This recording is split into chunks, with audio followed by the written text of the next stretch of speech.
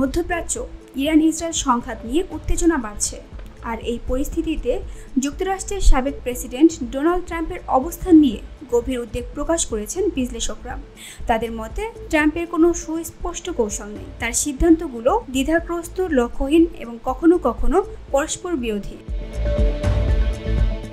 আল জাজিরার এক প্রতিবেদনে জানানো হয়, ইরান বিরোধী অবস্থানে ট্রাম্পের মনোভাব সম্প্রতি নাটকীয়ভাবে বদলে গেছে। আর এই পরিবর্তনের পেছনে রয়েছে ইসরায়েলের প্রধানমন্ত্রী বেনিয়ামিন নেতানিয়াহুর প্রভাব।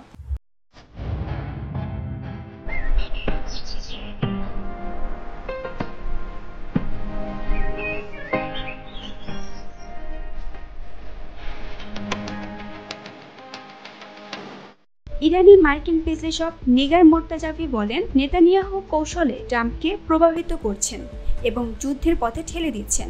তিনি আরও বলেন, নির্বাচনের সময় ট্রাম্প বলেছিলেন তিনি শান্তির পক্ষে, কিন্তু বাস্তবতা হলো রাশিয়া ইউক্রেন যুদ্ধ এখনো থামেনি।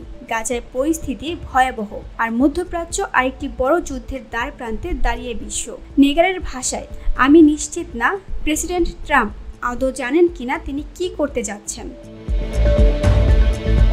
তিনি স্পষ্ট করে বলেন, এই সংঘাত এখন আর কেবল ইরান ইসরায়েলের মধ্যকার নয়, এটি হয়ে উঠেছে গোটা অঞ্চলের শক্তির ভারসাম্য ও শাসন ব্যবস্থা বদলের লড়াই। বিশ্লেষকরা সতর্ক করছেন, এই পথ ধরে এগোলে যুক্তরাষ্ট্র নিজেই এক ভয়াবহ যুদ্ধের জালে জড়িয়ে পড়তে পারেন।